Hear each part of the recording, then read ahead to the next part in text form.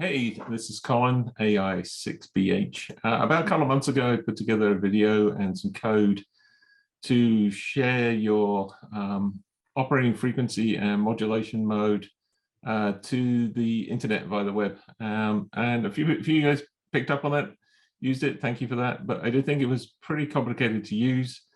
So I thought I'd write an app. That was 2 months ago, but now we have an app. So the app runs on Mac, runs on Windows, Android, and it runs on iOS as well, although the Apple still haven't got it released quite yet, but as soon as that's released, I'll let you guys know. So I just wanted to do a quick short video to show you it working, and if you want to know more how to get it working, I'll have the links below, but if you ask nicely enough, I'll put together a longer video and go through the gory details. So let me show you what I've been up to. Share my screen. And you can see this is my webpage. It's wavy.ng and then you can type in my @sign. Everything here is keyed against the @sign. So @sign's a new sort of digital identity. Been working on that with a bunch of friends at the ad company for a while, and this is a sort of fun project to put this all together. So my @sign is AI6BH, my call sign. If I hit return on this, it will come back with my details. And there's a little bit of details of sort of where I've been operating, my APRS and all the rest of it. But what CATWEB does, which is this app operation here, that will actually talk to my my radio via the CAT interface via some extremely good software called hamlib. It runs a program. You can run a program out of the hamlib work called rig control D, and CATWEB actually talks to rig control D to find out what frequency you're operating and what modulation mode you're using.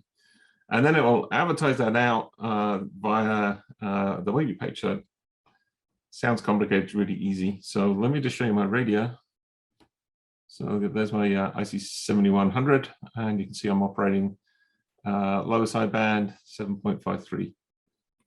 So if I go to IC7100 and there's this click active, you can see it's picked it up on CATWEB.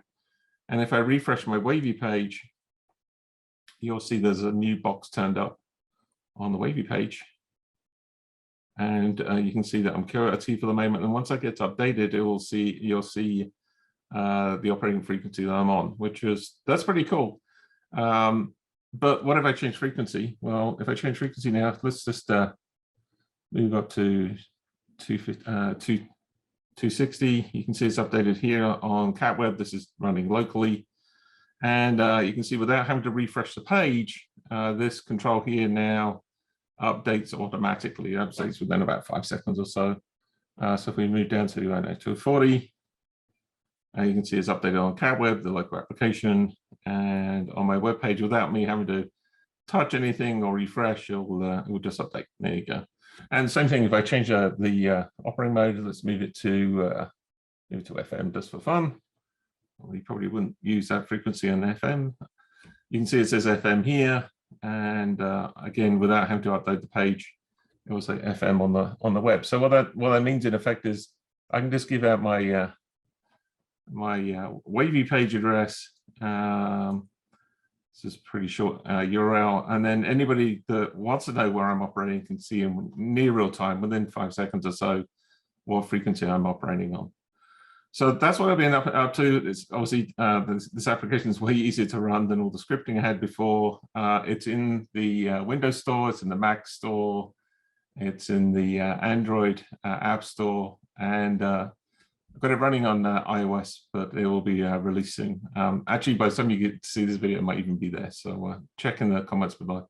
If you like what you saw, awesome. Let me know. If you want to have your @sign to be the same as your call sign, the guys at the ad company have got you covered, and I'll leave some instructions below on how you can get that done. All right, that was it. 73, have fun.